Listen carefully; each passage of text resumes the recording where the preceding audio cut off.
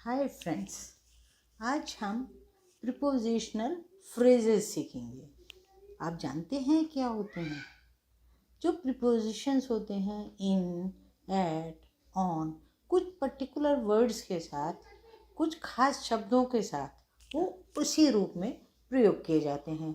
जैसे in fact, in doubt, in demand, in focus. यहाँ हम इन का ही यूज़ करेंगे।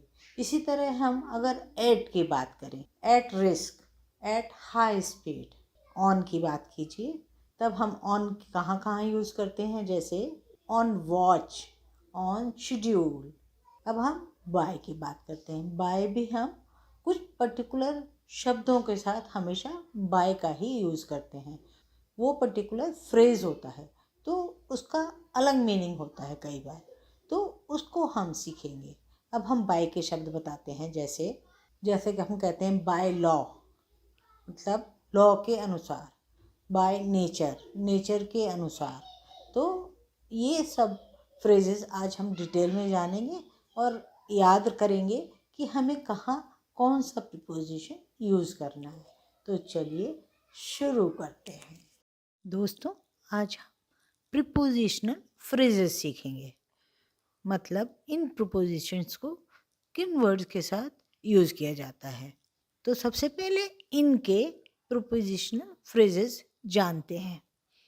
In time, in an uproar, in answer to, in anticipation of, in arrears, in danger, in debt, in decline, in defense of, in detail, in disgrace, in disguise, in fact, in fairness to, in favor of, in fear of, in flames, in full, in future, in gear, in general, in condition, in good faith। अब हम जानेंगे on के words जो prepositional phrases होते हैं। तो on को हम किस तरह यूज़ करते हैं? On the record, on the road, on oath, on pain of, on the air, on balance, on a diet, on a journey, on a trip, on a large scale, on a small scale, on a pension, on a regular basis, on a spree, on account of, on an expedition, on an island, on approval, on average, on bail, on behalf of, on board, on business, on order। तो ये देखिए, ये words ऐसे हैं जो आप use करेंगे, इनका मतलब भी डिफरेंट होता है कई बार, और इनको आप इस फ्रेज के साथ, इस प्रीपोजिशन के साथ यूज़ करेंगे तो आपके सेंटेंसेस सही बनेंगे। चलिए अब हम आगे बढ़ते हैं। अब हम एट के प्रीपोजिशनल फ्रेजेस जानेंगे कि एट हम कहाँ यूज़ करते हैं।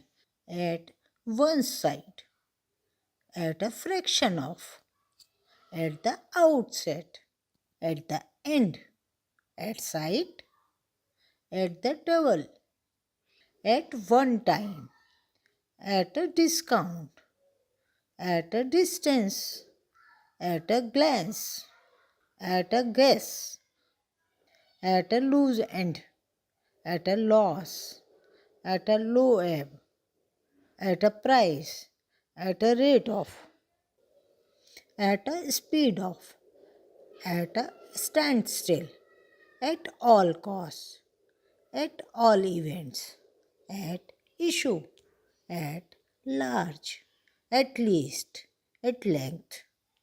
अब हम जानेंगे बाय के प्रीपोजिशनल फ्रेजेस, मतलब बाय को हम किन वर्ड्स के साथ यूज़ करते हैं और उनका सही मतलब होता है। By far, by design, by chance, by the name of, by luck, by accident, by air, by sea, by land, by all accounts, by all means. by all means जैसे मतलब होता है हर तरीके से, कैसे भी कोशिश की आपने, by all means कोशिश की. by any standard, by appointment, by birth, by check, by coincidence, by courtesy of, by definition, by degree, by design, by dint of, by far, by force, by hand.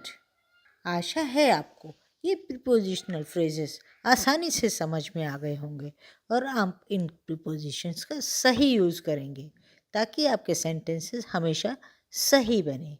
देखते रहिए फनज़ोमैनिया. Bye bye, फिर मिलेंगे.